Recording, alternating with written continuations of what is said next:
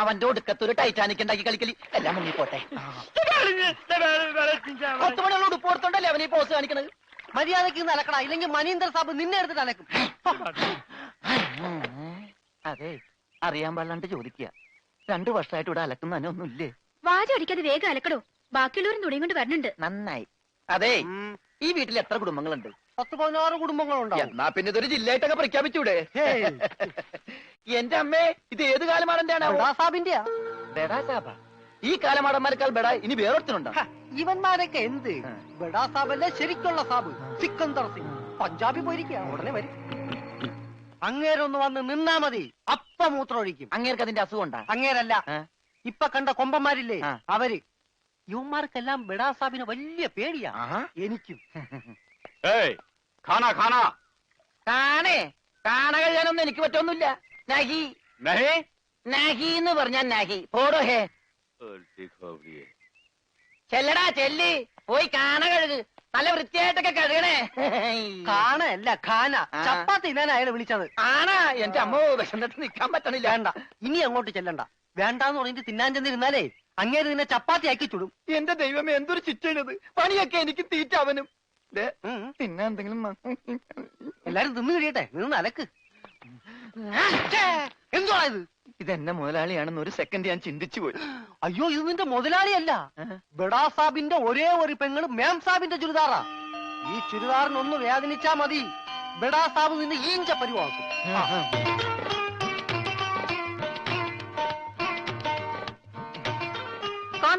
ഞാൻ ചപ്പാത്തി കഴിക്കാറില്ല, ചോറാണ് തിന്നണത്. അതുകൊണ്ട് എനിക്ക് ഹിന്ദി അറിയാനും പാടില്ല. അതാണ് കാണാന്ന് പറഞ്ഞപ്പോ ഞാൻ വേണ്ടാന്ന് പറഞ്ഞത്. ബെച്ചെന്നിട്ട് അലക്കാൻ പറ്റണല്ലോ, ഇത്തിരി ചോറ് തരും.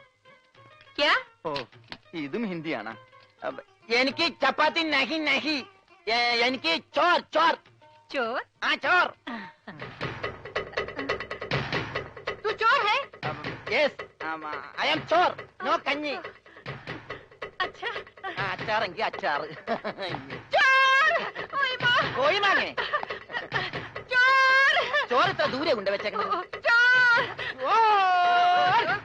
ഒരാൾക്കുള്ള ചോറേ ചോറ് ചോറേ.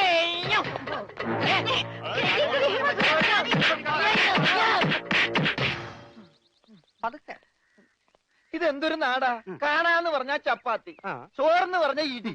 ഇതെന്താ ഭ്രാന്തന്മാരുടെ വീടാ? വിവരദോഷികള്. ഇതിവിടെ ഇരിപ്പണ്ട.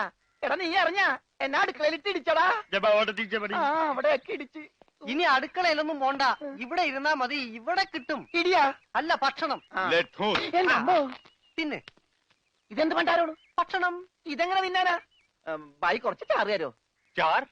ചാർ ചാർ. ദേ പിന്നെ ഇടണ്. ഇതെന്താടോ? 1 2 3 4 6 5 6. പേറ്റയ്ക്ക് കോട്ട്. ഒന്ന് പോടാ അവിടെ നിന്ന്. നീ കൈയ്യഴുണില്ലേ? പിന്നെ 24 മണിക്കൂർ അലക്കിക്കൊണ്ടിരിക്കണം ഞാൻ കൈയ്യഴുക. അത് ഇത് തിന്നാനായിട്ട്.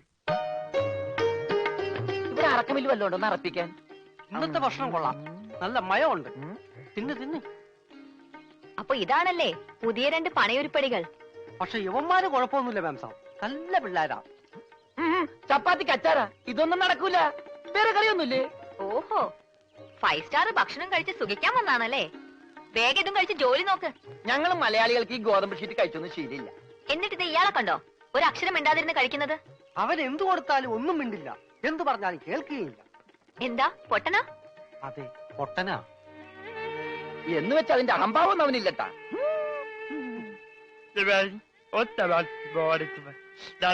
തിന്നെടുത്തോടാ. കൊടുത്തോ, മിണങ്ങിക്കോ. അതുപോലെ മൂണുങ്ങ്.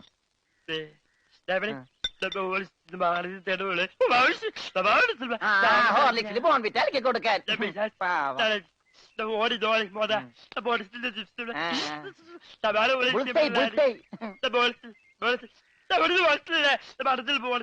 എല്ലാം 2 പ്ലേറ്റ് എടുത്തോട്ടാ. എന്റേടാ അത്? തിന്നോ. ഇതാണോ താൻ പറഞ്ഞ മാം സാബ്? ഇതും ഒരു മാം സാബ് തന്നെ. ഞാൻ പറഞ്ഞത് ഇതല്ല, ഇതിനേക്കാൾ വലിയൊരു മാം സാബ് ഉണ്ട്. തന്റെ കൂട്ടുകാരനെ പോലെ തന്നെയാ. നല്ല തീറ്റയാ? അതല്ല, സംസാരിക്കാൻ കഴിയില്ല, പിന്നെ കാത് കേൾക്കാം. ദൈവത്തിന്റെ ഓരോ വികൃതികളെ.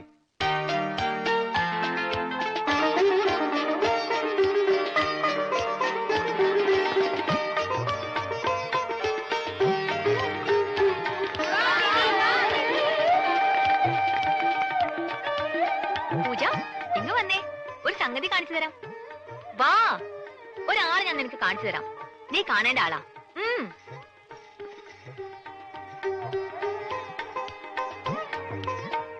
ദേ, ഇയാളാ. ചെവിയും കേൾക്കില്ല, സംസാരിക്കാനും കഴിയില്ല.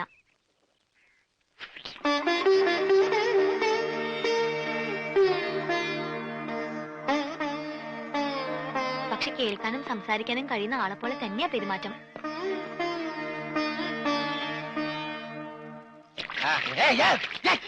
തലയോടി വെള്ളം വെച്ച് പിന്നെ ഞാൻ കൊല്ലും.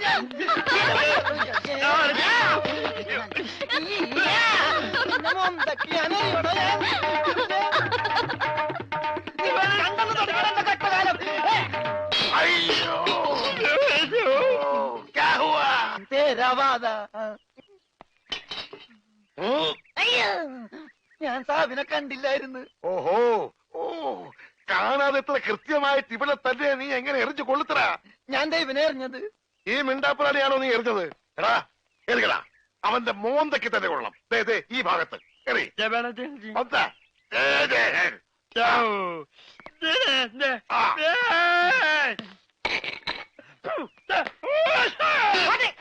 അയ്യോ മാരാ, കുത്തേ മാരാ. സെക്രട്ടറി ആവോ, ആവോ. ഓ, तेरे वर्गा बेवकूफ इस जगह मिस मिलना मुश्किल है. ദേ, നീ എന്ത് വേണേലും പറഞ്ഞു, പക്ഷെ പഞ്ചാബി മാത്രം പറയരുത്. കയ്യിലെ പണം കൊടുത്ത് മൊന്തോണ്ട് ഏറ് വാങ്ങുന്നയാള് ഈ ലോകത്ത് എന്റെ ഭർത്താവ് മാത്രമേ കാണൂന്നാ പറഞ്ഞത്. പഞ്ചാബി പറയാൻ പാടില്ലെന്ന്. എന്താ പറഞ്ഞാല്? ഈ നാട്ടിൽ താമസിക്കുമ്പോ വീട്ടിൽ പോലും നമ്മൾ ഇവിടുത്തെ ഭാഷയെ പറയാവൂ. അല്ലെങ്കിൽ മുഴുമലയാളമായിട്ട് ചെല്ലുന്ന നമ്മളെ എല്ലാവരും കളിയാക്കും, ഒറ്റപ്പെടുത്തും എന്നല്ലേ സിക്കന്ദർ പറഞ്ഞിട്ടുള്ളത്? ഓ, എന്തു പറഞ്ഞാലും സിക്കന്ദർ സിക്കന്ദർ. ഇത്രയ്ക്ക് പേടിക്കാൻ നിങ്ങളുടെ ജ്യേഷ്ഠനൊന്നും അല്ലല്ലോ. ജ്യേഷ്ഠന്റെ പുത്രനല്ലേ? ആ, ജ്യേഷ്ഠപുത്രൻ തന്നെ.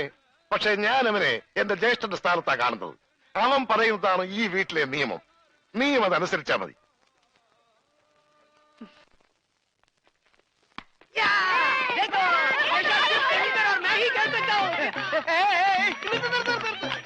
ഈ കളി ഇതിനകത്ത് നടക്കൂല. അതിന് ഇതിനകത്ത് കളിച്ചില്ലല്ലോ. ഈ പണ്ടാരം പിടിച്ച കളി ഇവിടെ നടക്കൂലെന്ന്. കാലൊടിഞ്ഞ എന്ത് ചെയ്യും? കാലൊടിഞ്ഞ പ്ലാസ്റ്റർ ഇടും. നിന്റെയൊക്കെ കാലൊടിഞ്ഞ പ്ലാസ്റ്ററാ. ഈ തൂണിന്റെ ഒക്കെ കാലൊടിഞ്ഞാൽ പ്ലാസ്റ്റർ ഇടാൻ പറ്റൂല. പ്ലാസ്റ്റിക്കാണ്. ഞാൻ പോണോന്നാ? നീ പോണോ? ഈ കാണുന്നതെല്ലാം എന്റെ. എനിക്ക് ഇഷ്ടമുള്ളപ്പോ ഞാനിവിടെ വരും.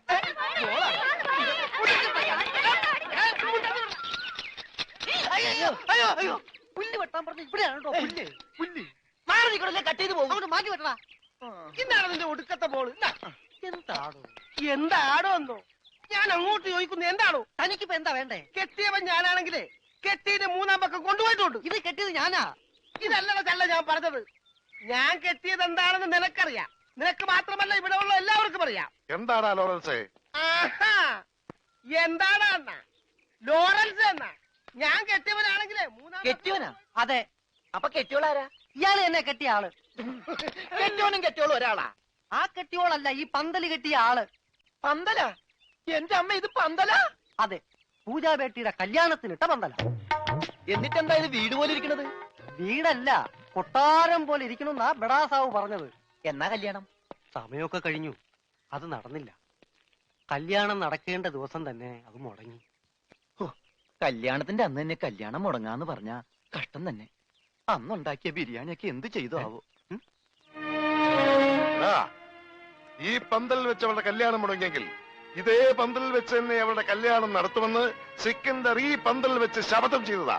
എന്നോട് ചോദിക്കാതെ എന്റെ പന്തലിന്റെ തലയത്തോട്ട് സത്യം ചെയ്യാൻ ആര് പറഞ്ഞു? നിന്നോട് ചോദിച്ചിട്ടാണോ ഞങ്ങൾ ശപഥം ചെയ്തത്? നീ ഭാരിച്ച കാര്യമൊന്നും അന്വേഷിക്കണ്ട. വാടക കൃത്യമായിട്ട് തരുന്നല്ലേ? എന്റെ പൊന്നു വായി, എന്നെ കുഴപ്പിക്കരുത്. 2-3 കല്യാണം, പള്ളിപ്പെരുന്നാൾ, ധ്യാനം ഒക്കെ ഏറ്റതാണ്. ഇത് അഴിച്ചിട്ട് വേണം എനിക്ക് അവിടെ കൊണ്ടുപോയി പന്തല് കെട്ടാൻ. ഇത് അഴിക്കാൻ വന്നാൽ നിന്റെ കൈ ഞാൻ വെട്ടും. പോടാ. പോടാന്നാ? അതെ, പോടാന്ന്.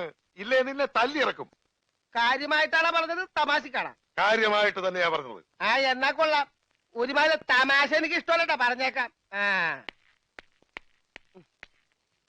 പിന്നെ ആ പെങ്കൊച്ചിന്റെ കല്യാണം ഒരിക്കലും നടന്നില്ലെങ്കിൽ ഈ പന്തല് കല്യാണത്തിന് സ്മാരകമാണെന്ന് മാത്രം പറഞ്ഞേക്കരുത്.